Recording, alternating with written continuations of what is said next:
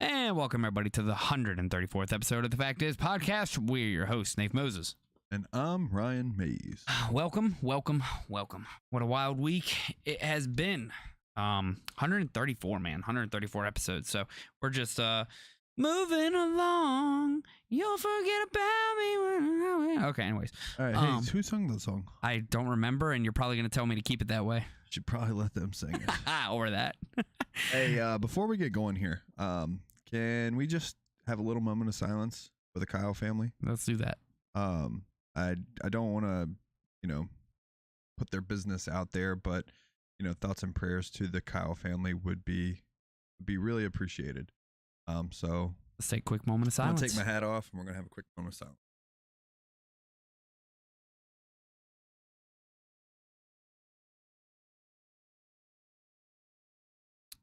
And remember, everybody, that life is precious, and you need to go out there and enjoy it every single day, which is why you need to maximize your life. And one of those things is by following the Fact Is podcast, of course, because what we do here is we try to give you the truth. We try to give you the facts, so that way you all can make evidence-based decisions for yourself. And that's what we're here doing. So, like I said, life is precious. Make sure you enjoy it. Enjoy this beautiful ride, this beautiful thing we call life, and push yourself. Be disciplined. Have a great life. But anyways. Strive every day to make the day better than yesterday. That's right. 1% better every day. Welcome. So, what a wild week it has been in the political world. And we're gonna be talking a little bit today about a little more Trump, a little more Biden, of course. We're gonna talk a little bit about kind of some ownership of two very large corporations, which is going to be an interesting conversation as well. So without further ado, I'm ready to jump right in. Gentlemen, what about you all? I think I'm ready to hang out. Just ready to hang out, drink a beer. Let's get in there. Let's get her. All right. First things first, let's talk about BlackRock and Vanguard. This is one of the scariest and most interesting topics I think we can discuss. For those of you on TikTok, I'm going to let y'all see the flip side. Y'all can see exactly what we're going through here. So, what companies do BlackRock and Vanguard own? So together, BlackRock and Vanguard own 18% of Fox, 16% of CBS, 13% of Comcast, which owns NBC, MSNBC, CNBC, and Sky Media. Where'd that go? You took it away from me, Stuart. You're good. You can go back. There we go. Sky Media Group and 12% of CNN and 12% of Disney, which owns a number of subsidiaries. Media behemoths that may present themselves as rivals are in reality owned by the same company. So when you look at things like this, you got to remember that Disney also owns Marvel. They own ABC. They own so many other things outside of it. So, these larger companies own subsidiaries, and then they all fall under the umbrella of either BlackRock, Vanguard, or both. So BlackRock Incorporated is the biggest company you've probably never heard of. BlackRock was formed by founder and CEO Larry Fink in 1988 in New York City as a risk management and fixed income institutional asset manager. Now it is the world's largest asset manager with $10 trillion currently in its portfolio. According to the Market Watch, there is currently around $40 trillion in circulation around the world, which means BlackRock manages a quarter of the world's money. Forget Tesla and Amazon and the eccentric spacefaring CEOs. BlackRock is comparatively reclusive CEO are the biggest players on the global financial stage. How did BlackRock become the largest asset manager in the world, and what does it mean for the current and future world economy? BlackRock and Vanguard are the two of the big three passive fund asset management firms. The third, State Street, is owned by BlackRock, whose largest shareholder is Vanguard. It seems all roads lead to BlackRock. Vanguard is the largest shareholder of BlackRock. Vanguard itself, on the other hand, has a unique structure that makes its ownership more difficult to discern, but many of the oldest, richest families in the world can be linked to Vanguard funds. So, what companies does Vanguard own? So, top 5 stock holdings are Apple, Microsoft, Amazon, Google. What the heck is that other one? Google and Goog are two different stocks. For Google. of Google. Okay. Yeah, so you have like Google A and then Google B and then like Google C. Gotcha. Okay. And that represents 14.26% of Vanguard's group's stock portfolio. Added to the shares of these 10 stocks: Amazon, FTNT, DXCM, WBD, Tesla, Microsoft, VICI, Shop, Apple, and MTB. Whew, that is a lot. So some of the latest statistics and disclosures from Vanguard Group's largest quarterly filing. It looks like they started 191 new stock positions in the following stocks you see there. Reduced shares in 10 stocks. Sold out of its positions in Kern, Albireo Pharma, AHPIQ, Ultra Holdings, America, Movil, SAB, DCV, Spawn ADR, American Virtual Cloud, Technological ORD, Amesite, Apria Therapeutics, Arcadia Biosciences, and ARTL. Vanguard was a net buyer of stock by $38 billion. Vanguard Group has $392 billion in assets under management of AUM, and then dropping by 6.94%. So there's that. Also, let's keep it rolling. What companies is BlackRock invested into? So their clientele is Apple, Microsoft, Amazon as well. Keep on going down. We'll keep on reading. What's crazy is that both of these companies actually own the majority like stakes in the most companies. Yeah, it's wild. So it's insane. Who's bigger, BlackRock or Vanguard? So by 2021 or year end 2021, it was 54%. The top 10 now control 66% of assets, and the top 25 is 83% of assets. The two largest by far are BlackRock with 9.6 trillion assets under management, followed by Vanguard with 8.1 trillion. Jesus. So they control. Don't keep hitting that, Stu. Just keep going down, because that just leads to more. I just want to get over the basis of it. Yeah, so like right there. So does BlackRock own part of Vanguard? So the verdict is it's missing some context. BlackRock and Vanguard do not own all the biggest corporations in the world. They invest trillions of dollars into leading companies on behalf of their clients who ultimately own the shares, which basically means they have a massive amount of influence with every single one of those companies they own those shares in. You know, with all the influence though, why is there a big, huge ding under their sign? Look at that. It's almost like somebody was throwing something at them. Almost. I wonder who would want to do that. Yeah, not everybody out there in the world. So how does Vanguard own Pfizer? So hedge funds don't have many shares in Pfizer. The Vanguard Incorporated is currently the largest shareholder, of course, with 8.1 shares outstanding. For context, the second largest shareholder holds 7.3 shares, followed by an ownership of 5% shares by the third largest shareholder. It's wild. So top 10 owners of American Vanguard Corporate, which BlackRock Fund Advisors, 13.95, Dimensional Fund, which is 7.76, Vanguard, which is 6.42, Wellington Management, 4.71, and yada yada so on. The Vanguard Group doesn't even own as much of their own share as BlackRock. Isn't that crazy? Vanguard Group Incorporated has filed an SC 13GA form with the Securities and Exchange Commission disclosing ownership of 595,563 shares of Coca-Cola Bottling Company. This represents 8.34% ownership of the company. Let me ask you a question. What's you up? think if Larry Fink makes a phone call, whoever's on the other end picks up? I'd imagine if they didn't, they're probably fired. Do you think if Larry Fink calls a government, the government picks up? I'd imagine they'd be pretty terrified if they missed that call. You'd think, wouldn't you? You better interrupt that dinner with your wife or your husband. if Larry Fink is calling, you pick up. You pick up the phone. So institutional That's investors. What's crazy though. He's I know. Literally the most powerful man in the world. And it makes you think. So kind of going back, like, but who owns him? Yeah. Or is he just like the top of the food chain? Right? Who knows? He's too public to be the top. You think? Yeah. Something a little quieter. Nah, because I mean, you think about it, like the Saudi princes and kings or whatever. Right. They've got like trillions. And nobody knows their names. Nobody knows their names. Not a single one. That's a good point. That's a really good point.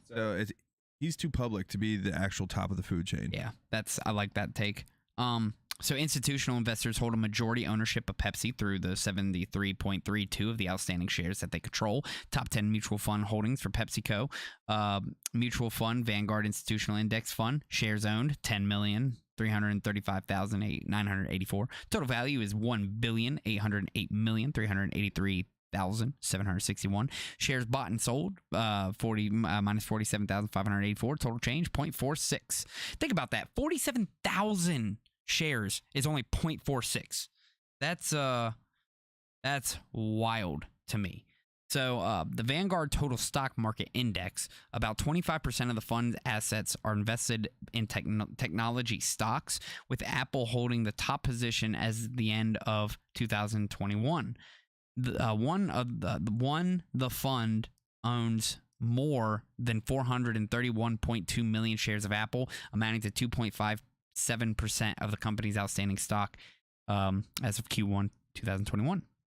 What stocks does Vanguard invest in? Vanguard All Fund Holdings, Apple Incorporated, Microsoft Corp, and Amazon. And there you have it. You know why BlackRock made it to the top?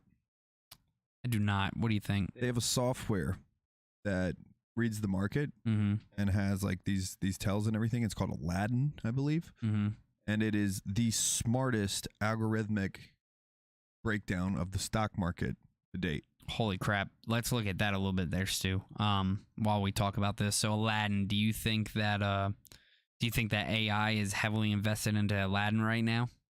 No, I think it's just an algorithm. I don't think it's AI yet. You don't think that? But I'm imagining they will get there. Maybe. Who knows? Maybe they had the technology before we even saw public. Invested billions into this before anybody else. Which, I mean, they could. Which would make sense too if Yeah. If you're playing that game, like, you would want to be the best at the game. I mean, this kind of money is literally I can do whatever I want whenever I want kind of money.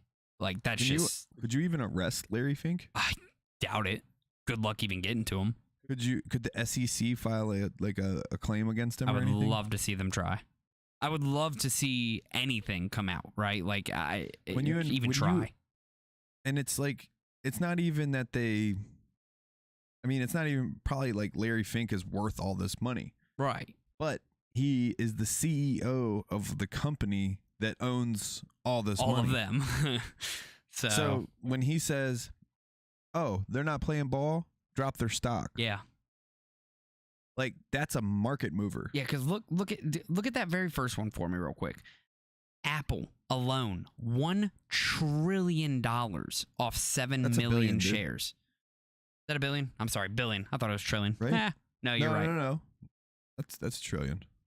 No, it's billion. You're right. It's $1 billion. So even then, though, $1 billion is just a ridiculous amount out of 7 million shares. About 4 million shares of Microsoft, you're sitting at 980 million. Amazon, Nvidia, Alphabet, blah, blah, blah, going on down, so on and so forth. But that is, I mean, just a massive amount of wealth under one company. The Alphabet Class A, Alphabet and the Class C. That's Google. Google. The different Googles. Yeah. I'm sure B's around there somewhere or another. But that's, and I've never truly understood like the whole Class A, Class B. I don't understand how they break that up, I'll be honest. No clue. Yeah. But this is, I mean, this is intense. This is a lot of companies under one firm. And well, here's the thing. It's scary. Like I just said, if Larry Fink calls one of these companies and says, "Hey, I need you to do this," and they say, "No, we're not going to do that," and he says, "Okay, well, let's short your stock. Let's drop some shares." Yep. We'll just start dumping some shares, and we'll start moving the market. And then all your investors, they start losing money. Yep. And then your dividends go down, and you start losing dividend clients. Because that's where, I mean, a lot of people look towards that because a lot of people want that long-term share goal. Think about that. If he threatens you with that, and it's well within his right to do so because he's not insider trading or anything like that. He's just directing the company to dump shares at a high point and reinvest those shares somewhere else. Yep. Well within his right. I mean, It's crazy. You have technology companies, you have energy companies, you have banks, pharmaceutical companies, Taiwan semiconductor manufacturing company, food and drink companies, Merck. So Bank of America. drugs, Costco. Yeah, Walmart. I mean, this is just wild. It doesn't stop. They literally have their hands in absolutely everything. Entertainment, food. Alibaba, China. So I do have a comment on TikTok that's from Copperhead, which Copperhead, thank you for commenting there. Says capitalism is not good. So I'm gonna argue that because capitalism is good. This is uncontrolled, wild capitalism.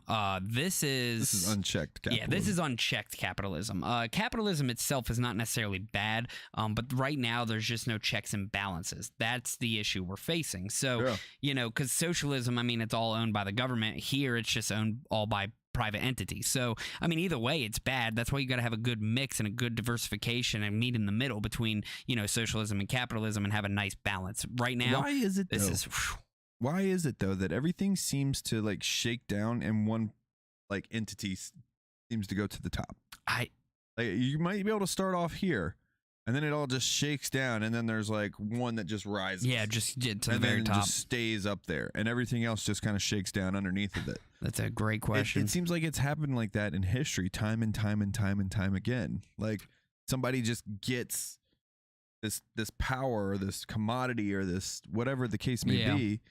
And all of a sudden they just rise to the top until that person either dies or the family like messes up. Yeah, I guess my greatest kind of like the way to look at that there, like my best example would be look at kind of Epstein, right? So Epstein, before what happened to him and his passing, he had dirt on everybody because of what he had set up at the island. He had cameras everywhere.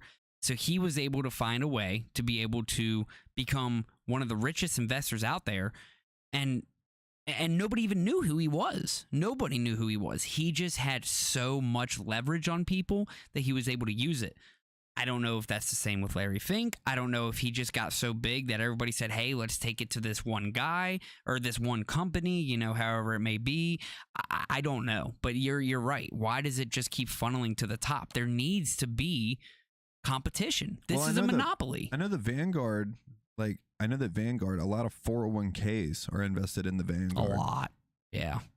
And a lot of 529s are invested in Vanguard. Vanguard's huge. Because of the fund. So, same thing for BlackRock, probably. Which means that you and your 401k are partially an owner in all of these companies. True. So, take that for what it's worth. Yeah, take that for what it's Maybe worth. So if all of us came together, let's call Larry up. Say, Larry, I need you to go ahead and drop this stock real quick so I can buy some more. And then, that's completely insider trading. But what do you think? What do you think congressional members do? Yeah, I mean, what do you? Yeah, I like that. So yeah, ridiculous thoughts there. I would say do some research on BlackRock, Vanguard. Another big scary thing that we're seeing come kind of out of BlackRock is that you're seeing them purchase up commercial land, building housing units. Not even just commercial, residential, dude. Or residential land, I'm sorry. Residential land, building housing units, mostly townhomes, and just renting. They're taking away what, the American citizens partially, like they were able to have some sort of equity within this country, which is land. We had the ability, we still have the ability to buy land. It's getting more ridiculously expensive as we speak, but we are getting the privilege of purchasing land taken away from us because it's almost turning into like a renting society. Mm-hmm. And that BlackRock is one of the big causers of that. So just kind of look into that. Do some research on this stuff because it is important to stay on top of it and see how much funnels straight into the BlackRock Vanguard. Now, see what the really truly scary part about that is right now that's BlackRock's plan is to run mortgage, housing affordability up, right? Right. What happens when they decide to just flood the market with new homes and just cause a complete collapse? Yeah, I mean it's going to be tough for everybody except for BlackRock. They're going to continue to win. Like think about that. They've got our entire country.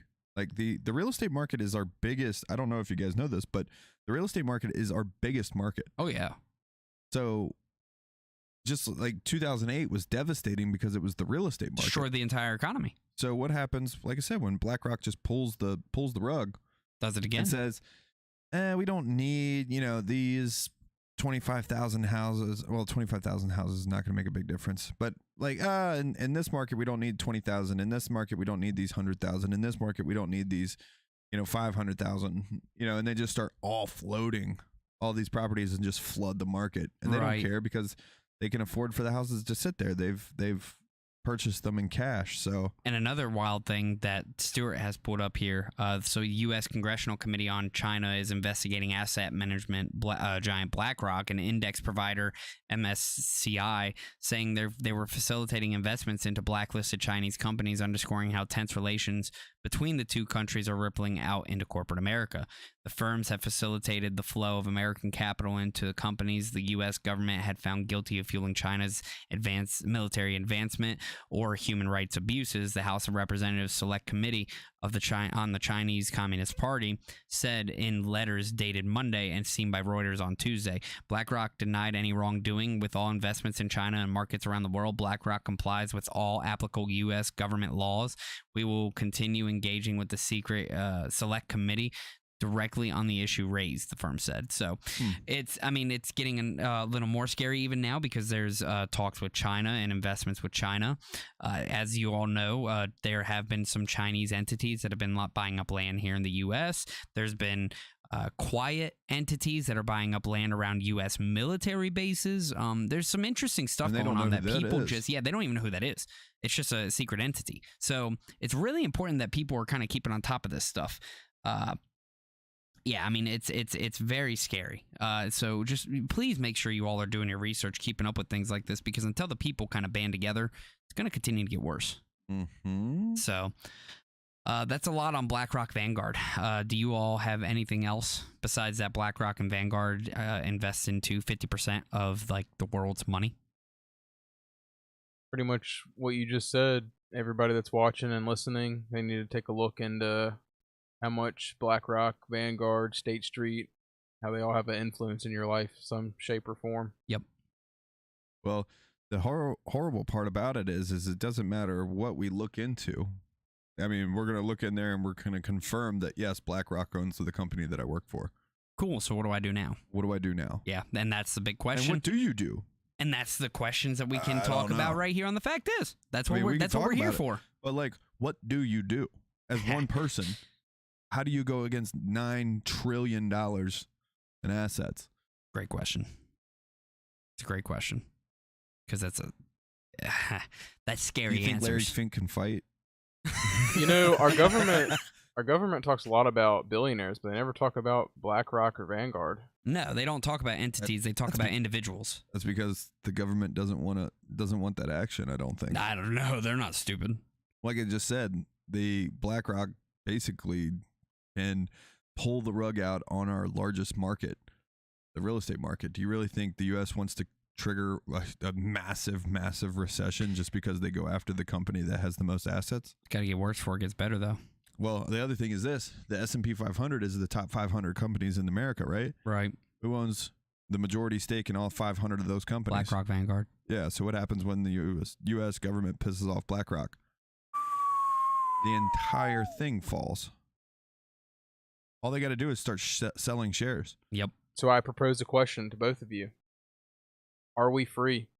Heck no. No, not at all. We have the illusion of freedom. Yes. 100%. What you just said, we have the illusion of freedom, but true freedom has true competition in a true free market. We are not in that right now. True freedom is being able to do whatever you want to do. Nave, can you do whatever you want to do? Technically. Really? Not without consequence. Yeah. A lot of consequences out there. Okay. Well, explain. Okay. So, I mean, I could go and, let's say, build a fire. I could go build a fire right out in the middle of the city, right? There's going to be consequences behind it. I have to follow a certain set of rules. I have to follow a certain set of laws. Just like with these companies, you have to follow a certain set of contracts. You have to follow a certain amount of agreements. So, I mean, to an extent, are you free? Yes. But You're free as long as you operate within the rules of the game. Well, there's that, because you're not free. we have given up our freedoms for the convenience and for the technology that we own For today. security. Yep. Well, I don't even know if it's security, because in reality, the security's breached constantly. They can get into your phone whenever they want to. They can look at you whenever they want to. All right. If you believe that, then I'll pose this question. When's the last time you saw? Now you're a little different because you have sources, Right. but the average person, when's the last time they saw or heard of anything terrible happening? Not often. Not often. Yeah, they're in their everyday life. They don't have time for that kind of stuff. Or the government does a really good job of hiding it from them. That's a good point as well. Because, I mean, well, again, look at who runs our corporations, our medias. 1, 2 companies, right? So then government picks up a phone, or they call the government, however that works. Why is the slaughter of the Uyghurs not being, put in everybody's forefront? Yeah, what 2 years ago we talked about it for maybe 2 months, and then it just disappeared. Why aren't there pictures of that? Why aren't there articles of that? Why aren't there videos of that? It's a great because question. the government doesn't want you to know about that, because then they know that we'll be like, we got to stop that. Yeah, we got to stop buying from China. We got to start buying American-made product. We got to And then change. that causes an entire issue with China. So I think, So do we really actually have freedom, or do you just have the illusion that you're a free man? I will say, though, I think we can create freedom, and I think there's a way to do it by following a very strict game plan. Move out into the woods. Don't associate with anybody. Yup. I mean, you have to buy. I don't even know if you have to buy the land. Just go out into the most remote part of the world. Right. Where there is no ownership of that land, or I guess there is ownership everywhere you go. It's either owned by the government or by some sort of private entity. Yeah. Yeah. And don't go into deep Appalachia, dude. There's Skinwalkers. Also, too, all our Skinwalkers, energy, all kinds of stuff. all our energy comes from, or a lot of it, Saudi Arabia, or oil and gas, Yep. and they don't treat their population very good. No. They have wars and that we fund. And then, so there's also an interesting take right here on TikTok. So with new digital currency, freedom will decrease. That's an interesting take. A lot of people think it's going to increase, but I completely disagree. I think because right now it's not regulated, but once it does become regulated, you're going to get tracked for everything. Cash payments, you can't necessarily track. Time out. Everybody who's worried about the digital currency, how many greenbacks do you have in your wallet right now? Yeah. How many? I probably got, I don't even know how much I carry right now. I'd have to look at my wallet. Would you say plus or minus 100? Oh, minus. Okay. Yeah. I carry absolutely zero cash. Really? Stu, what about you? Currently 0 cash. Zero cash. We're already on the digital currency. That is people. true. That is true. I mean, we're already using credit cards, and If you swipe a card, you're on a digital currency. It's just not called crypto. Right. Get over yourselves. The digital currency is already here. It's already here. I do like cash, though. I like the idea of cash. Well, have you seen a $100 bill lately? It looks like Monopoly money. It does kind of look weird. It's got the little blue stripe. It's all different colors and everything. I'm like, you must be the Monopoly guy. But yeah, I mean, I do carry cash with me. It's just not excess amounts, right? But then I also believe in having a certain amount of cash on hand is a good thing as well. But that's just my own personal finance thoughts. What happens if there's a huge EMP that knocks the entire grid out? Good luck getting your money. Good luck getting your money. How can you guarantee how much you even had? Mom and Pop out here in the trailer in the mountains with all their money in their beds, looking real smart. Looking real smart. That's going to turn into a trade and barter economy very quickly. Man, Elon Musk said something the other day, and it wasn't the other day. It was like months ago, maybe even years ago. But he said, I think he was talking to Joe Rogan, and they were talking about, oh yeah, I can't wait to get to Mars. And he's like, what's the guarantee we get there? Yeah. And he said, there's no guarantee that technology just keeps progressing. Like, one event could take us back to the Stone Age. And people don't understand that. People don't understand how fragile our society actually is. Or how fragile humans are in general. Mm-hmm. But that's a whole nother take. So, full circle, BlackRock Vanguard, make sure you do your research. Young men, no money in hand. Make sure you do your research. Make sure you look into things. And maybe one day we can talk about how to truly change, the economy and how we get away from the ownership of one monopoly. But that's a whole nother time to discuss. So let's Fusion move energy. forward. Fusion energy. Let's talk about Victor. I love Dragon Ball Z. Let's talk about Viktor Shokin. He's a Ukrainian prosecutor that Biden accused of being corrupt and had removed. In this video, he responds to accusations that his investigation into Burisma was dormant or that he was corrupt. He tells the truth about why he was removed as prosecutor. He accuses the Obama administration of using Ukraine. He says exactly what he thinks of Joe Biden. It's pretty brutal. And the State Department has refused to let him come to America to tell his story. Let's see what he's got to say. I wonder why. And this is from 2018, by the way. I got all the good ones. So I got Ukraine. And I remember going over convincing our team, or others too, convincing us that we should be providing for loan guarantees. And I went over, I guess, the 12th, 13th time to Kyiv, and I was supposed to announce that there was another $1 billion loan guarantee. And I had gotten a commitment from Poroshenko and from Yatsenyuk that they would take action against the state prosecutor, and they didn't. So they said they were walking out to press conference. I said, no, we're not going to give you the $1 billion. They said, you have no authority. You're not the president. The president said. I said, call him. I said, I'm telling you, you're not getting the $1 billion. I said, you're not getting the $1 billion. I'm going to be leaving here. And I think it was, 6 hours? I said, I'm leaving in 6 hours. If the prosecutor's not fired, you're not getting the money. Well, son of a bitch. Got fired. And they put in place someone who was solid at the time. Well, there's still, I got all the good ones. Well, how interesting. I don't know what the definition of quid pro quo is. But I'm pretty sure that's it. You want this money? Fire that guy. Like, you gotta do this if you want this. Yeah, I mean, come on now. That's literally the definition. That's what Trump investigated, wasn't it? That's what he wanted to get into and investigate in Ukraine. A lot and then got about the impeached Ukraine for it. stuff. They tried saying he was impeached. If they were trying to impeach him because of some sort of relation with Russia, is what I thought. He withheld arms from Ukraine, right? Is that what that was? I thought it was the investigation into. I thought that they were trying to impeach him for investigating a political opponent. Let's go Using to the wild, Russia wonderful is what I world thought. of Google. But you might be right. Let's look. I think he was like withdrawing aid if they didn't do this. Like, here we go. So the first impeachment of Donald Trump. Trump's impeachment came after a formal House inquiry found that he had solicited foreign interference in the 2020 U.S. presidential election to help his re-election bid. Yeah, because they were saying that he partnered with Russia bid and then obstructed the inquiry. There you go.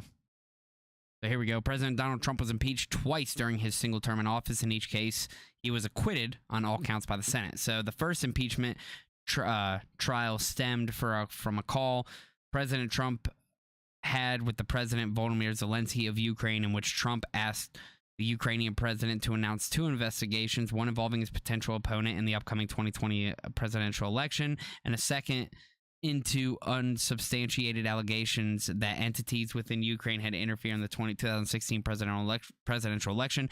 At the time of the call, the Office of Management and Budget had frozen $400 million in military aid to the direction of the president. The contents of the call initially came to light through an intelligence community whistleblower report, but a summary of the call was later made public by Trump. The House investigation... Okay, blah, blah, blah. What's the second one? Keep going. Second one was January 6th stuff.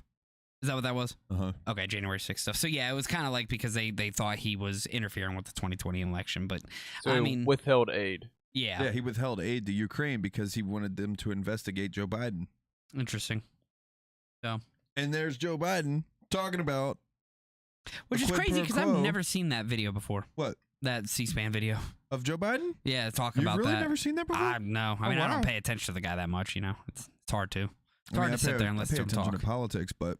It's hard, man. Just saying, bro. It's hard. We are on a podcast about politics. True. It's man, so much information to keep up with. But that's insane to me. That the fact that he literally said that, got away with it, and then is not being held accountable for it. Guess who that prosecutor was investigating? Who would that be? Burisma. Ooh. Guess who was on the board of Burisma? Thickens.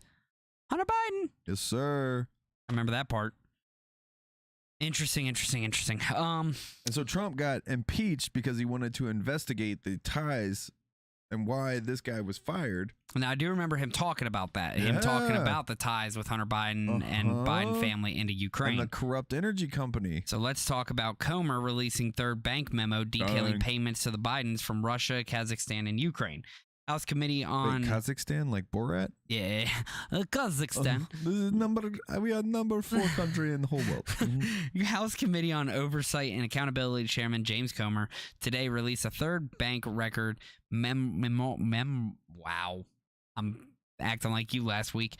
Memorandum detailing new information obtained in the committee's investigation into the Biden family's influence peddling schemes. The memorandum outlines how the Bidens and their business associates received millions from oligarchs in Russia, Kazakhstan, and Ukraine during Joe Biden's vice presidency. After Hunter Biden received millions of dollars in payments, then Vice President Joe Biden dined with his son's foreign associates in Washington, D.C. Devin Archer, Hunter Biden's former business partner, recently testified that then Vice President Joe Biden was the brand. Yep, because I remember we just went over this not too long ago, and that he basically called and said, like, this is my dad, you know, blah, blah, blah. The brand sold to enrich the Biden family and was used to send signals of access and power of influence. So here's a summary of the third bank records memorandum. So committee staff is releasing payments from Russia, Kazakhstan, and Ukraine that occurred during Joe Biden's vice presidency. The committee has now identified over $20 million in payments from foreign sources to the Biden family and their business associates. Hunter Biden and Devin Archer used Rosemont Seneca entities to bring in millions from oligarchs in Europe and Russia. In February 2014, a Russian oligarch sent $3.5 million to shell company associated with Hunter Biden and Devin Archer. Spring of 2014, a Ukrainian oligarch placed Archer and Biden on the Burisma board of directors and agreed to pay them $1 million each per year. In April 2014, Kazakhstani oligarch wired the exact price of Biden's sports car to a bank account used by Archer and Biden. Hunter Biden received millions of dollars in payments from... The exact amount of the sports car. Yeah. No, nothing going on here. Nothing on. To see here. Hunter Biden received millions of dollars in payments from Yelena Baturina, Burisma, and Kenes Rashkev. Vice President Biden had dinner with them in spring of 2014 and 15 in Washington, D.C. Nothing to see here. As we continue going on to here. unveil this stuff, it's just crazier and crazier that, number one, Biden hasn't been impeached. Number two, Hunter isn't getting... I mean, I'm just dumbfounded. What is insane to me is if this was Trump and the Democrats held the House like the Republicans currently do, the impeachments would be flying. They still are. Don't worry. He's got plenty of indictments. No, I'm saying the impeachments. If he was in power. If this was in 2018 or 2019 and, this was coming out about Donald Trump and the Democrat-run House, they were impeaching him for phone conversations about investigating this stuff. The second half of his term... The Democrats did hold the House and the Senate. House, not the Senate. I think the Senate took over the second house because that's who that's who because they helped got him with off the of impeachments, both impeachments. Yes. So I mean, I agree. Like, but the Republicans are like the party of like pansies. Yeah. Oh yeah. It sounds like they have enough to bring an impeachment. Oh, easily. To bring this to a trial at least. And actually have some investigation into it. What's wild is we're starting to see now how these ties are kind of going one way and another. So you're seeing the Biden family go more towards like Russia-Ukraine area. You're seeing Trump go more towards like Saudi Arabia area. Mm-hmm. And it's like regardless of which party you go towards, there's corruption. Mm-hmm. It's coming out either way. It doesn't matter, if again, we can sit here and talk about how bad Biden is, and then, the left is going to continue saying, oh, well, Trump this, Trump that. Okay, cool, but hold your own guy accountable, right? I think every single one of these people need to read a book by Jocko, talking about extreme accountability, right? I don't care about what's over here. I care about what you did and what you need to be held accountable for. That person will get held accountable, but so do you, right? It's too much finger pointing, and it's exactly how it should be. How it should be.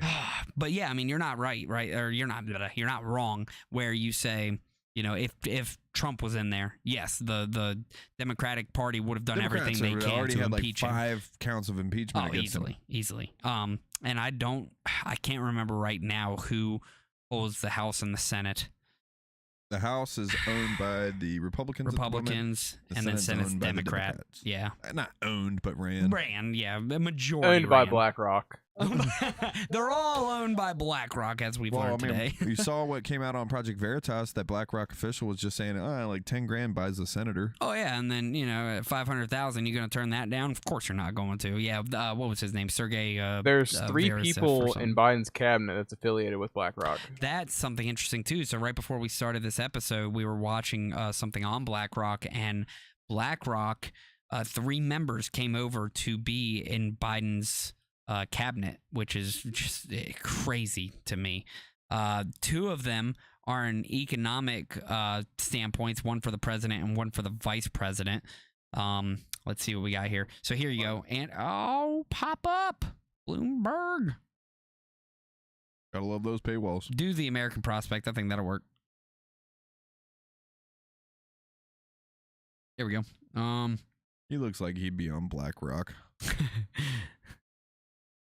What are you doing? Get out of the way. There's an X up there to the top. Yeah, left. there it is. Left. Oh, yeah. Okay. During the holiday, blah, blah, blah, blah, blah. Janet Yellen. SX Pfizer's prospect has learned towards Michael, currently the global. Okay, so the prospect has learned that Michael Pyle, currently the global chief investment strategist at leading asset management from BlackRock, will become part of the Biden-Harris administration in the coming days. There's that. Pyle will be the 3rd former member of BlackRock to join the administration. Brian Deese, who was global head of sustainable investing at the firm, has been named Biden's national economic director, and Wally Adeyemo, the former chief of staff at BlackRock CEO Larry Fink, is the nominee for deputy treasury secretary for vice president Kamala Harris. So it's nothing to see here. Wild. The more and more you dig into this, how corrupt it really goes, and it's kind of scary. I mean, honestly, it's not kind of scary. It's terrifying how deep this goes. Like, should I go and try to get a job at BlackRock? Yeah. Like, if you can't beat them, join them, right? I mean, might as well, right? Oh, man. So that's everything we have there for now. Yeah, I wonder if Vanguard's higher. But I would need to be like a higher up. Oh, yeah, absolutely. I don't want to be one of the low men on the totem pole. No, we need to be up there. Like, Larry. How we doing, Mr. Fink? Let's talk. Let's talk, big guy. All right, so talk some numbers. Real quick, we're gonna show some video here of what I was telling you all earlier about crap, Stuart. Click out of that real quick so I can remember his name. We're going to talk a little bit about Viktor Shokin, the Ukrainian prosecutor that Biden accused of being corrupt, and the words he has to say about the Biden family during the Obama administration. Let's take a look.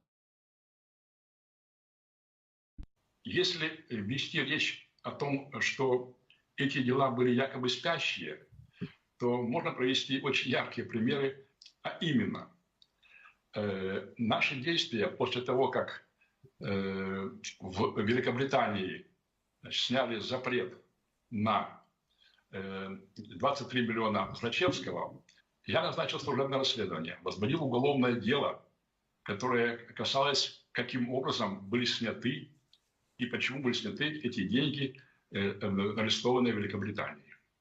Больше того, практически за 10-12 дней до написания мной заявления об уходе судом 2 февраля 2016 года были арестованы активы Злачевского, его личные сбережения, имущество, машины и так далее.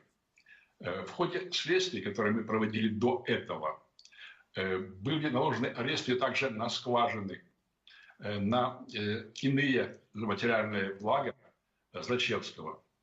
То, что пытаются преподнести как спящим, на самом деле это неправда.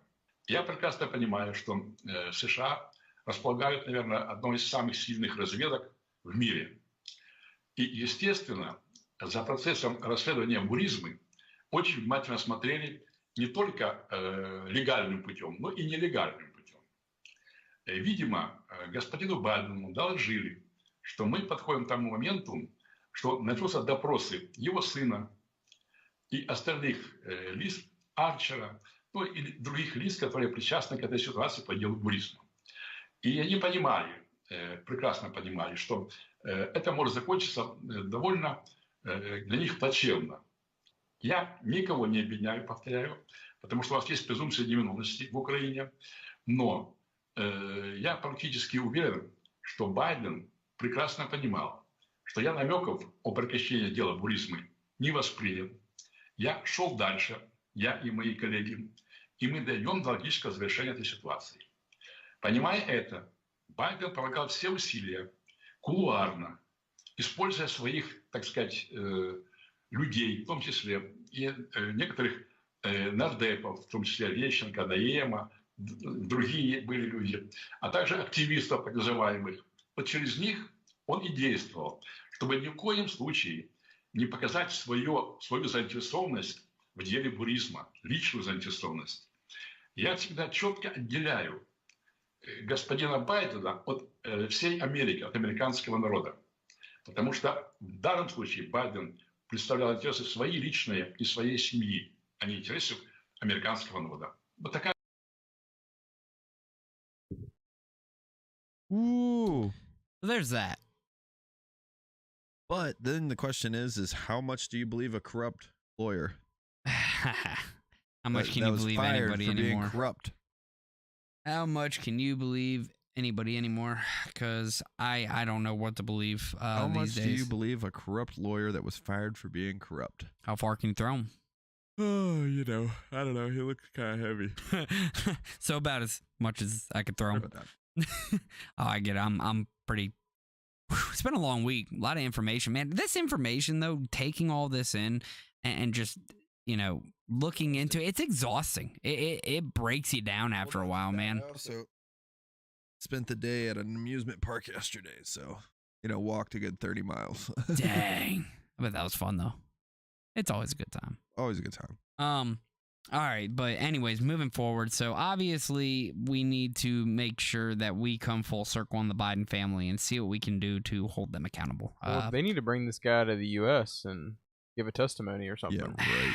I mean, While Biden's president? Biden literally told everybody himself. He literally admitted and confessed to, Quid pro quo. yeah, like we'll only give you this money if you fire this guy and put somebody else He in. said the CIA was spying on him. Yeah, like that. I mean, it's I in the court of law, if any of us did that, we would immediately be held guilty because it's considered a confession. That was a confession. It's as simple as that. Boom. Next case. That's my opinion. You would think. You would think. But some people are above the law, Nafe. Unfortunately. Some people are above the law. Speaking of laws, let us take another gander at Not more indictments, man. God. at the full indictment in the United States District Court for the District of Columbia. So this is the United States versus Donald J. Trump. So count 1 is conspiracy to defraud the United States. Count 2, conspiracy to obstruct an official proceeding. Count 3, obstruction of an attempt to obstruct an official proceeding. And count 4, conspiracy against rights. So the indictment is the grand jury charges that at all times material to this indictment on or about the dates and the approximate times stated below. So introduction. The defendant, Donald J. Trump, was the 45th president of the United States and a candidate for re-election in 2020. The defendant lost to the 2020 presidential election. Despite having lost, the defendant was determined to remain in power. So far more Then 2 months following Election Day on November 3rd, 2020, the defendant spread lies that there has been outcome determinative fraud in the election and that he had actually won. These claims were false, and the defendant knew they were false, but the defendant repeatedly and widely disseminated, thank you, them anyway. To make his knowingly false claims appear legitimate, create an intense national atmosphere of mistrust and anger, and erode public faith in the administration of the election. Well, nobody likes the administration anyways, but that's just my thought. The defendant had a right, like every American, to speak publicly about the election and even to claim falsely that there had been outcome determinative fraud during the election and that he had won. He was also entitled to formally challenge the results of the election through lawful and appropriate means, such as by seeking recounts or audits of the popular vote in states or filing lawsuits challenging ballots and procedures. Indeed, in many cases, the defendant did pursue these methods of contesting the election results. His efforts to change the outcome in any state, though, recounts, audits, or legal challenges were uniformly unsuccessful. Shortly after Election Day, the defendant also pursued unlawful means of discounting legitimate votes and subverting the election results. In doing so, the defendant perpetrated 3 criminal conspiracies. A conspiracy to defraud the United States by using dishonesty, fraud, and deceit to impair, obstruct, and defeat the lawful federal government function by which the results of the presidential election are collected, counted, and certified by the federal government in violation of 18 U.S.C. I don't know if that's like a dash 371. A conspiracy to corruptly obstruct and impede the January 6th congressional proceeding at which the collective results of the presidential election are counted and certified in violation of 18 U.S.C-1512K, and a conspiracy against the right to vote and to have one's vote counted in violation of 18 U.S.C-1. Each of these conspiracies were built on widespread mistrust the defendant was creating through pervasive and destabilizing lies about election fraud, targeted a bedrock function of the United States federal government, the nation's process of collecting, counting, and certifying the results of the presidential election. So, count 1, conspiracy to defraud the United States. The allegations contained in paragraphs 1 through 4 in the indictment are realleged and fully incorporated here by reference. The conspiracy from on or about November 14th, 2020 through on or about January 20, 2021 in the District of Columbia and elsewhere, the defendant, Donald J. Trump, did knowingly conspire, confederate, and agree with co-conspirators known and unknown to grand jury to defraud the United States by using dishonesty, fraud, and deceit, and to impair, obstruct, and defeat the lawful federal government function by which the results of the presidential election are collected, counted, and certified by the federal government. Aren't they literally just like repeating themselves over and over? This is why, though, it is so infuriating to read like official documents, because it's like they just make it hard on purpose. They do it on purpose. Purpose of the conspiracy. The purpose of the conspiracy was to overturn legitimate... Okay, we've already read all that. Yep. I'm not just going to keep reading it over and over. Here's my question. They're bringing forth an actual lawsuit against Trump for conspiracy to overturn the election, correct? Right. Which means that he's going to be able to bring in evidence.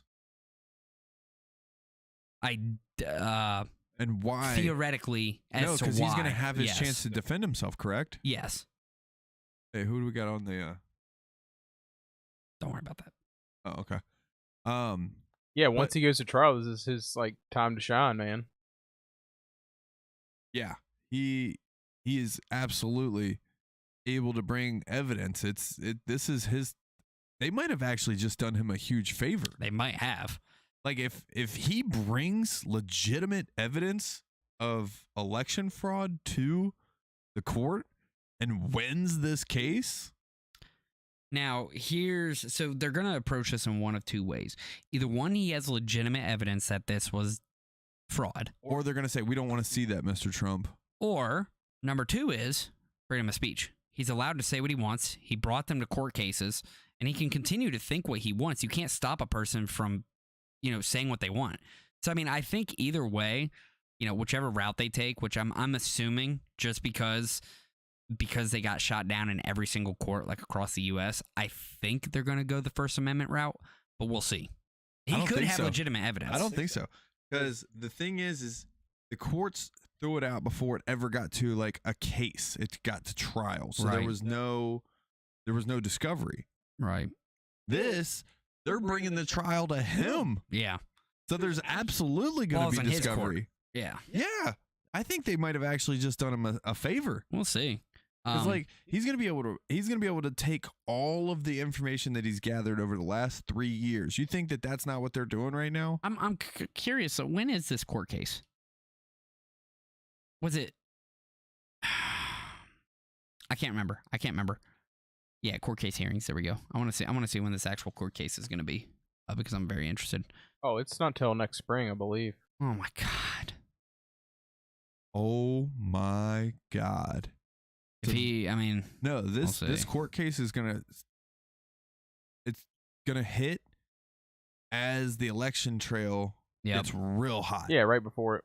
No, I mean this is gonna be election stuff is getting really, really hot. It's warmed up.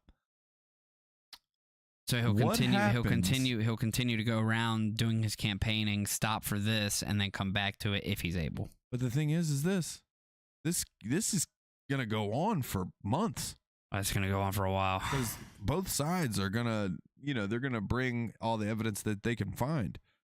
Dude, this could be a volcano. This could definitely be a volcano. This could be literally a powder keg. I think it's Yeah, this trying is to be gonna set for May, Nate. Is it? Because that's what I'm interested in. I'm just. Holy crap. So what happens next with Donald Trump in court? Here's the timeline. So August 10th is a January 6th pretrial. August 28th is a January 6th pretrial. Here, let's just do this. Okay. August 28th is a January 6th pretrial. October 2nd is the Trump Organization fraud trial. January 15th, 2024, E. Jean Carroll defamation trial. January 15 is the Iowa caucus. March 5th is Super Tuesday. March 25th is Stormy Daniels' hush money trial. May 20th is the classified documents trial, and July 15th is the Republican National Convention.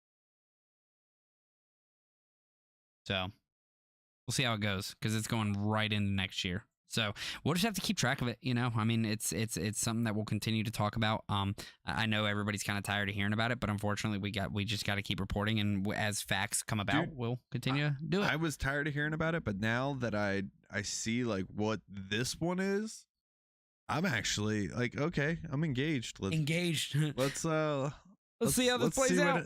You like it's a that bold timing, strategy, Ryan? Cotton. We'll see if the play works out for him. You know what I mean? You like that timing? Huh? You like that timing, Ryan? What timing?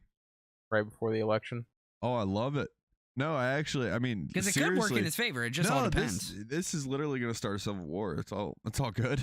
No big deal. Well, everybody have a great last winter. Well, I hope everybody enjoys this last year of being semi together as a country. Together-ish, yeah. Because next year it is getting ripped apart at the seams. It's going down. Because even if the others, cases aren't explosive, which they will be, there's always going to be, it's Donald Trump, so there's always going to be cameras on him. Oh, yeah. But that one right there, he actually gets to take all of this stuff that he's been trying to get into the court system. He's going to be able to take that into the court system. Right. It's going to be a powder keg. It'll be interesting. All right, let's continue, and let's talk about how the Trump fake elector scheme became a corrupt plan, according to the indictment. This one is like one of the loosest ones. I'm like, maybe this one changes my mind. We'll see. So the role that fake slates of electors played in Donald Trump's desperate effort to cling to power after his defeat in 2020 election is at the center of a 4-court indictment released against the former president Tuesday.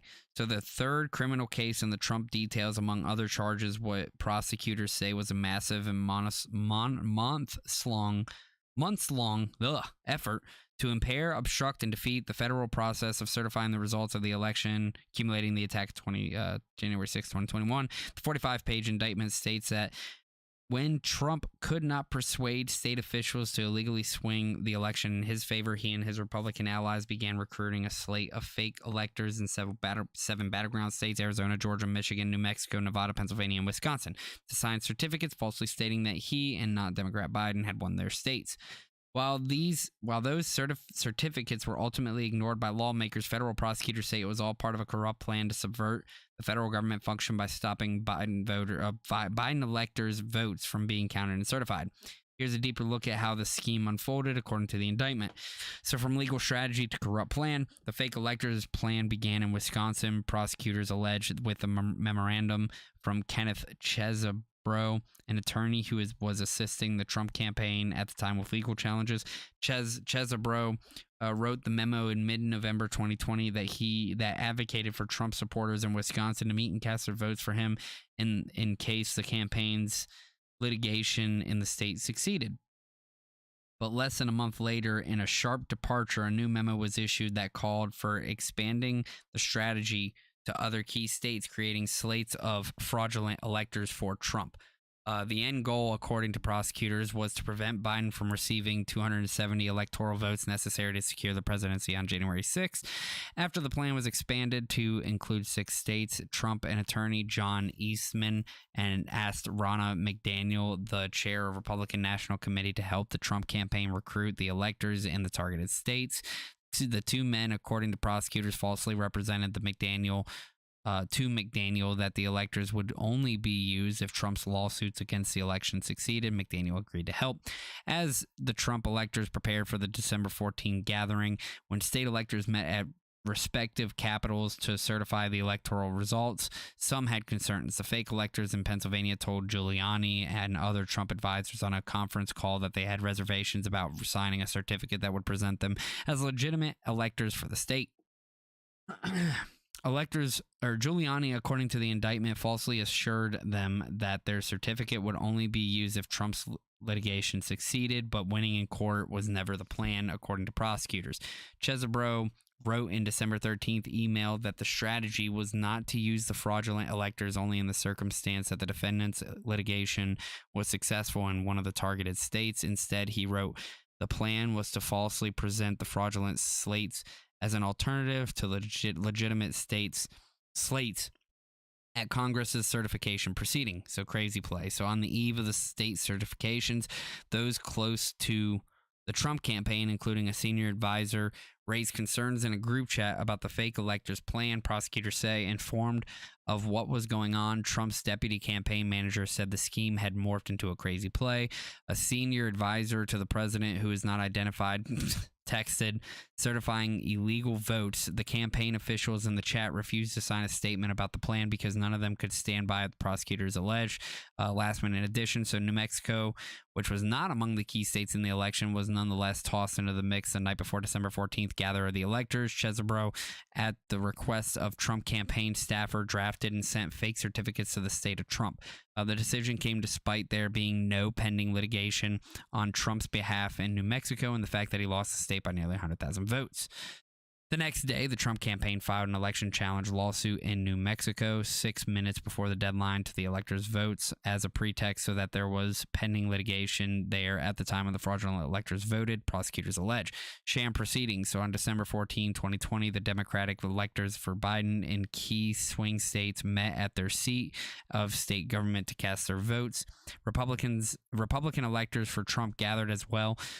They signed and submitted false electoral college certificates declaring Trump the winner of the presidential election in Arizona, Georgia, Michigan, New Mexico, Nevada, Pennsylvania, and Wisconsin. Those fraudulent certificates were mailed to Congress and the National Archives. Ultimately, the only legitimate election certificates were counted despite Trump's effort to create what prosecutors called a fake controversy.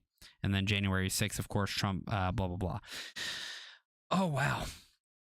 So that the one thing that I think he really has going against him is this. They signed and submitted false electoral college certificates declaring Trump the winner of Arizona, Georgia, Michigan, New Mexico, Nevada, Pennsylvania, and Wisconsin. And if they actually have that as evidence, that would probably screw him pretty bad. Think? I mean, yeah, if you have individuals that are falsely electing Trump as the winner of those states, like Why fake can't he- electoral Why can't he just say, colleges. I didn't have anything to do with that? I mean, People acted on their own. he could, but Nothing in that entire article said that Trump was directly involved with that in any way, shape, or form. But if they come out and say he was, Okay. and it's up to a jury of his peers, I mean, it could. yeah. But, But it depends if it goes Biden jury too. actually did come out and say that he did a quid pro quo. And Oh, I nobody gives agree. a crap. I agree. They all they all need to be held to those standards. But again, that's probably the biggest thing that's going to hurt him with the fake elector scheme. But again, we'll see You're how probably it right about plays that. out. We'll see how it plays out because ultimately, What if I don't none even of know. it sticks? like we talked about last week, he's going to be the president of the United States in 2024. There's like no way he isn't. Because if none of this sticks, people are automatically assuming it's going to be political prosecution and that they are just going to be like, well, obviously this guy is hated for some reason. We need to elect him. And that's my thoughts. Because like I said last week, he's already using donations from his contributors, the individuals who send him just donations as individuals. I mean, he's using that for cases right now. And I've seen plenty of videos where there are people who are like, I'm proud to help President Trump. Oh, yeah. Oh, yeah. He's I'm got like, deep pockets. I ain't sending that dude $1. So we have the Trump campaign doing all this stuff, but do you guys think Trump knew about it? Yeah, probably. I mean, yeah, like if they're doing that much, I'd imagine Trump knows about it. I was going to make right? the correlation between we sit here and act like, oh yeah, Joe Biden had no idea what Hunter was doing, but then if we turn it on this, we're going to sit here and say that, come on, Trump didn't know what was going on. Nah, if this is true, Trump knew about it. Clearly, Biden knew about what was happening with Biden Hunter. obviously apparently sat down with the people. Yeah, exactly. he He was a apparently part had of these no- conference calls. Yeah, like No involvement with. yeah, no shot. So yeah, I think if Trump is found guilty of all this, then yes, that man knew about it. If Biden is found guilty, I mean, clearly, he should be already because he literally admitted a confession, in my opinion. But yeah, The worst part about this is it's all in front of juries. is it though? I don't know for like all official. of the indictments so far have been with a grand jury. Yeah, but like when it gets to the actual court case, is it Is going it to all going to be be jury trial? jury trial, or is it just going to be up to the judge? I don't know. Dude, I know the DC case that we just read, that's going to be a jury trial. Good luck finding a jury who doesn't know about Donald Trump and doesn't have That's the other problem. How do you put like a political, or not even political? doesn't How have, do you like, put a some kind of- figure up there like that? that doesn't have some kind of bias on. Exactly. They're gonna have You some either sort of love them bias. or you hate them. Just how it goes. I don't think there really is like a in between. I guess we would kind of fall in like that in between, kind of indifferent about the guy. I just want the damn truth. Either he did it or he didn't, and it's kind of as simple as you that. can't handle the truth. Few Good Men. Love that movie. Oh man. But yeah, so that kind of wraps up everything for tonight. We kept this one under an hour and a half, about an hour and 12. So Look at us go. look at us go, covering a lot of information pretty quickly, and we talked about like the worst of it all, BlackRock and Vanguard. So But I'm glad we changed it up. I really am, because Yeah. like if we would have gone through another episode of just listing off the new indictments against Trump, I would have been like, all right, guys. it gets a little wild because there's so much There's out just so there. many indictments. At some point, we just got to be like, oh, hey, by the way, he just got indicted on other things. We'll let you know when it gets wrapped up. You guys need to go and do your own research into that. Yeah, because that's what four indictments altogether on him right now. So Oh, there's like fun times. 40 indictments. That's a lot of court cases. Do you think maybe they're trying to just tire him out? I mean, the dude's like what, 76 years old? He's got a legal team. Yeah, What I'm saying, like, do you think that they're just trying to tire him out? Because, like, let's be real, the dude's electric in person, and his rallies are huge. yeah. I mean, I don't know. It's a good question, right? I mean, just like Like the man's filling up like football stadiums. just like what any kind of corporation would do, right? Corporations in general, if, for example, I worked at Walmart and Walmart screwed me over and I wanted to take them to court, they're going to drain all my resources. Unless the EEOC is backing me and like they have, a substantial amount of money to help me as well. my personal resources are going to be drained. There's no way I can take them to court. How can you? They're one of the most powerful corporations in the world. So if you try taking, could it be like that? Of course it could be. I think there's a strategy in any kind of, lawsuit, corporate battle, whatever. Any kind of, there's always strategy when it comes to the court system. So yeah, I have a question to ask you guys. What's happening? So if the article we just read, if it does come out to be, true, that the Trump campaign had this fake elector scheme to try to overturn results, right? Do you think that he does deserve to go to jail for that? Yes. To try to overturn. Yes, yeah, I think so. I think it's serious enough. Dude, you're messing with the elections. Like, that is, in my opinion, one of the worst things that you could ever do. And people are already have enough trust issues in our government. Yeah, it's I'd have to agree with you on that one because that is sowing deep distrust for all of our foundational government things like that. Right. Elections are something that the country was founded on. Yeah, free and fair elections. I think it's the in president, the Constitution, and you go and you mess with that, if this comes to be true, and he actually had that level of involvement and was really trying to defraud the election, lock his ass up. Yeah, I think you should be arrested and put into prison for things smaller than that. For example, Joe Biden, obviously doing a quid pro quo with foreign entities, right? You have no business doing that in Ukraine. You have no business trying especially with American taxpayer dollars. Exactly. So if Trump is found guilty, clearly, like you just said, he was trying to disrupt the entire process of what we do here in America to make sure we have fair elections. But if Biden is for what just happened over there in Ukraine back when he was vice president, I think that's prison worthy myself. Because that's getting involved again in foreign entities. How do I get on the Ukraine strategy? Because in Biden's quid pro quo video, he was withholding $400 million from them. How do you go from $400 million to $300 billion in the matter of what, 7-8 years? 7 years? Bro, how do I get? First of all, how do I get $400 million from the U.S. government? Let's be real. Let's be real. How do I increase that to $300 billion from the U.S. government? Does anybody know? I will look for your answers in the comments. I'm asking for my cousin. Let's be real. If I can get $300 million of the U.S. taxpayer dollars. Oh, of course, we're asking for his cousin. So let's have some fun I'm with asking it. for me. Do what? Let's have some fun with it. Okay. So this coming year, 2024, when Trump goes on trial, what, as far as the classified documents case and this fake elector scheme and everything else that they have on him, what do you think happens during those trials and leading up to the election? What do you think happens? I'm not even going to try to guess that. I want to see all the evidence before I can really say. Because I don't want to even try to make a prediction. I need all the evidence in front of me before I can even say. I'll go ahead. I'm gonna jump out on a limb here. Let's hear it. So it's gonna go one of two I ways. knew you would. It's gonna go one of two ways. One, Trump's gonna win these court cases, and the left is gonna go nuts. They're gonna riot. Or two, Trump is going to lose these court cases and the right is going to lose their shit and go nuts and riot. So either way, I think civil war is in the future.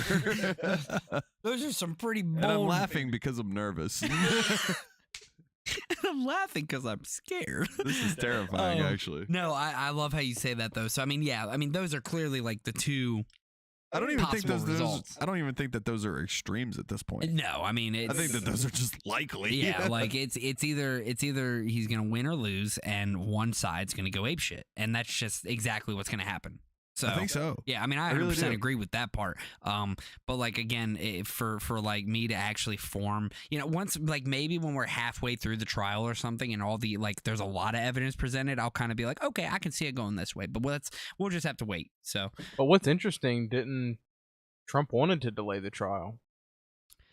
well, I mean, that's his Probably favorite. because he That's his wanted to right. delay it into the 2024 cycle so that it would be paid attention to. Because again, There's no such thing as bad publicity. if he is very confident in his lawyer team and he gets out of this, I would have wanted to be game tomorrow. over. Huh? Like, if they're confident in winning this court case, I would have wanted to be ASAP. No, because it's all a the strategy. Popularity. It's all a strategy. The thing is Trump is positioning this as a political witch hunt. But here's what I'll say. The far right has already made up their mind. They're for Trump, ride or die.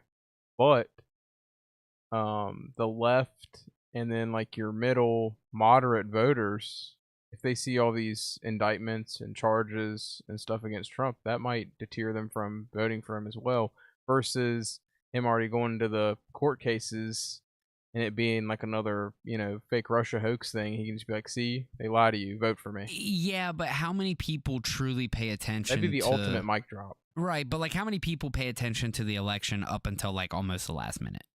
Right? Like not a lot of people care about the election right now because it's not even It's 2024. just the far left and the far right now. Yeah, they're just over here trying to fight it out still. But it's like ultimately, like everybody will start paying attention a little closer in 2024. Probably. And so that's right my around, point. When they start paying attention, they see all these indictments against what Trump. they're going to The thing see is they're going if to see he's Trump rattling winning. off victory if after he victory does. after victory on Yeah. these indictments, and he's going to keep just pushing the message. These guys are on a political witch hunt. Every victory that he gets, he's going to be, they're politically persecuting me. This banana republic. This is why you need me in office, because I will end this corruption. Because I let's will be end real. this. Let's be real. So like actual court It's a cases, smart play, actually. actual court cases last like maybe 7 days. So after 1 week of court, he'll literally go right back out on that campaign trail, and his videos are going to be all over the internet. Everywhere. If he wins, his videos are going to be everywhere. It's going to be so public, and everybody's just going to be like, "Oh my gosh, they tried getting rid of this guy, and he's obviously Can beating you all these imagine the cases." And, commercials? oh my gosh! And That's what I'm because saying. This how is a much money powder does he keg. have? I mean, the amount of money he has for the advertisements and for powder everything. keg. This is I think he's doing the right move, because even think about this: going into the Super Bowl, right? Going into the Super Bowl, this man's gonna be going through all these court cases still, and he's gonna be, if he wins them, it's just gonna be win after win after win, and he's gonna destroy it. But who knows? Maybe the very first court case he has, he loses, and he already gets a felony, and then it's Then all he's over done. from there. Yeah, it doesn't even matter. So we'll just But have to play out and see. he can appeal it though. Well, and then there's the appeal, but I think regardless, it automatically ends as campaign run. But I'm not 100% on that. Shut up. We should look that up. To Jamie. Stu Jamie, look that up for us if you don't mind. Does that end his campaign trail? I don't even know how you would ask that. Does being convicted of a felony but appealing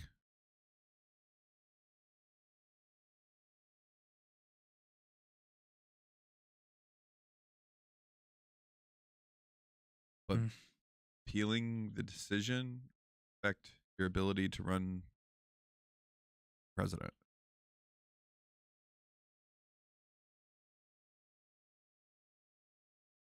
I'm gonna look it up a different way. Can you run for president while appealing a felony? Is the way I'm looking it up. And I'm looking it up from Politico. So, can Trump run for president from prison? Yes, and it's been done before. Ooh, what? The indictment and other ongoing criminal investigations of Donald Trump raised the real, if still remote, prospect that the leading contender for the 2024 presidential nomination could face prison time. There are no legal obstacles to running for president as a convicted felon or even from behind bars.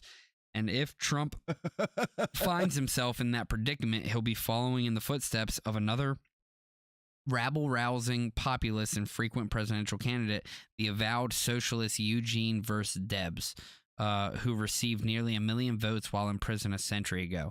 Debs is far from the only person who sought the highest office in the land while in prison, but he was the most successful. In 1920, he became the Socialist Party nominee while serving a 10-year federal sentence for urging people to resist the World War I draft. He received 3% of the popular vote, a respectable tally for an incarcerated socialist, but nowhere near enough to force the nation to seriously grapple with an improbable constitutional question: what happens if an imprisoned candidate actually wins? Trump's escalating legal troubles are resurrecting that question. He has been indicted in New York, falsifying business records, blah, blah, blah, blah, blah. So I guess it's more likely, it's like a question, essentially. So what happens? What happens if he gets elected and he's behind bars? He's like, my first thing as president is to pardon myself. Yeah. So you got to Of put me there. counts. Interesting. What a chess move that would be. I thought as a felon you weren't allowed to run, I though. didn't think you were either. This is a weird time we live in. What does yours say, Stu? What if this is just the Mandela effect? Oh. Damn it, CERN. See, this is why you don't invite aliens. Thought we were gonna get a third episode, didn't you? No joke. No, they're just running their trials on us. We're just nothing but a big experiment. Well, I mean, if you believe what TikTok says, the Anunnaki actually created us to be a slave race. The who? Anunnaki. Anunnaki? Anuak. I'm Anunnaki. gotta look this up tonight. Send that to the group chat so I can look it up. They're from the planet Narubu. Oh, which- Planet X. Yeah. Yeah, I've heard about Which that. only circulates every century or something like that. I hope it doesn't circulate anytime in our lifetime. It's supposed to be coming around next year. Crap. See, then the Anunnaki come down and At least we're like they look like the gods of Egypt, like Horus and all those guys. at least we're like in the prime of our lives to attempt to fight back. Bro, what makes you think? I'm gonna get blasted by a ray gun. I'm not. I'm gonna be like, hey man, you win. Beat me up, Scotty. Win. Beat me up, Scott. Teach me the wonders of the world. Not just the world. I want to know the wonders of the universe. That bro. you're right. All right, so let's go ahead and end this episode. Let's Got get my to wrapping aliens it up. in. We are officially able to end the episode. Got the aliens in. Stu, any last things? Like I said earlier at the beginning of the episode, people look into BlackRock and Vanguard and seeing what they're doing and see the influence that they have in the world. Look into Joe Biden and Hunter Biden and their dealings with Ukraine and China.